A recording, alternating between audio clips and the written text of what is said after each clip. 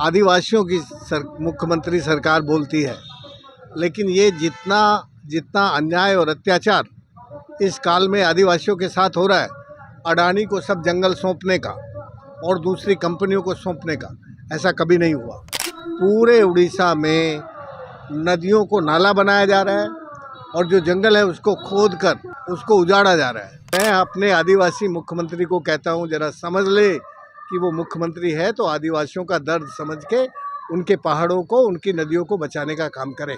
गंगवा जो है एक अच्छी नदी थी, उसको उन्होंने ड्रेन बना दिया और इस वक्त केवल गंगवा नहीं, बैतरणी नदी, पूरा क्योंझर का जो पूरा जंगल का पानी है उस सबको इन्होंने उसमें पाइपलाइन में डाल के वो जो गंद पानी का आयरन ओवर है उसको समुद्र तक पहुंचाने के लिए पाइपलाइन में डाल दिया। तो जितना अत्याचार एक आदिवासी मुख्यमंत्री के काल में पानी के साथ और प्रकृति के साथ हो रहा है, ऐसा अब तक उड़ीसा में हुआ नहीं था। उड़ीसा के मुख्यमंत्री हमेशा नदियों को बचाने के लिए जीवन भर काम करते रहे हैं, लेकिन ये जो वक्त है जबकि आदिवासी यहाँ का मुख्यमंत्री है तो आदिवासी क्षेत्रों की रक्षा सुरक्षा का काम उसका सबसे ज़्यादा है, लेकिन उसी के काल में सबसे ज़्यादा आदिवासियों का उजाड़, विस्थापन जिसे कहते हैं, बिगाड़ और विनाश हो रहा है।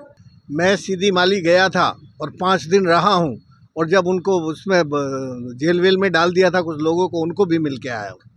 तुम्हारी सरकार आदिवासियों की मुख्यमंत्री सरकार बोलती है, लेकिन ये जितना जितना अन्याय और अत्याचार इस काल में आदिवासियों के साथ हो रहा है, अडानी को सब जंगल सौंपने का और दूसरी कंपनियों को सौंपने का, ऐसा कभी नहीं हुआ। इसलिए मैं ये कह रहा हूँ, ये सीधी माली अकेले का सवाल नहीं है। पूरे उड़ीसा में नदियों को नाला बनाया जा रहा है और जो जंगल है उसको खोद कर उसको उजाड़ा जा रहा है। तो ये उजाड़ का काल है उड़ीसा का। तुम्हारे जैसे मीडिया के कुछ मित्र जरा खड़े हो जाएं तो थोड़ा बहुत रुक जाएगा, नहीं खड़े होगे तो बर्बाद होने ही वाला है। मैं कोई निवेदन नहीं रख रहा, मैं तो उससे ये कह रहा हूँ कि भैया ये उड़ीसा की जो संपदा है, उड़ीसा का पहाड़, उड़ीसा की नदियाँ, नदियों को नाले मत बनाओ और पहाड़ों को खोदने का, खनन का मैदान मत बनाओ। ये पहाड़ आदिवासियों की जान है, ये उनके मंदिर हैं। आदिवासी उन्हीं पहाड़ों की और पेड़ों की पूजा करते हैं, वो सीमेंट कंक्रीट का मंदिर नहीं बनाते। वो तो उनके लिए तो भगवान जो है, भैसे भूमि, गैसे गगन, वैसे वायु, अ से अग्नि और न से नीर, ये जो पंच महाभूत है ये आदिवासियों के भगवान हैं। वो पत्थर का भगवान नहीं बनाते हैं, वो तो पहाड़ पेड़ ही उनके भगवान हैं। इसलिए मैं अपने आदिवासी मुख्यमंत्री को कहता हूँ, जरा समझ ले कि वो मुख्यमंत्री है तो आदिवासियों का दर्द समझ के उनके पहाड़ों को, उनकी नदियों को बचाने का काम करे।